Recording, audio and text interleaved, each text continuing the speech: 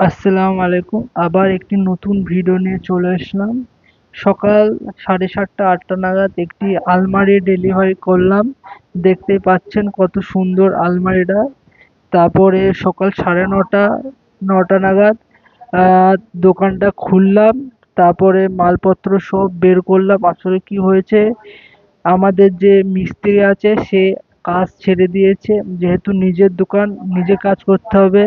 প্রথমে নিজের দোকানে লেবার হতে হবে, তারপরে মালিক। তারপরে হ্যাভেলস, ওরিয়েন্ট আর খৈতানের 4টে ফ্যান নামালাম, তারপরে ফিটিং করলাম। দেখতে পাচ্ছেন খুব সুন্দর। তারপরে 12টা 12:30 নাগাদ পুরো দোকান ফাঁকা ছিল। তারপরে দুটো দাদা এসে পারচেস করলো একটি ওয়ার্ড্রপ আর আপনার একটি কম্পিউটার টেবিল। দেখতে পাচ্ছেন কি সুন্দর কালার। তারপরে 3টে 3:30 নাগাদ ফ্রিজ আসলো, 12টা মতন ফ্রিজ। আর এসি আসলো 2টো মতন। দেখতে পাচ্ছেন গাড়ি খালি করা হয়ে গেছে। তারপরে একটি দাদা এসে টি টেবিল পারচেস করলো। Thank you.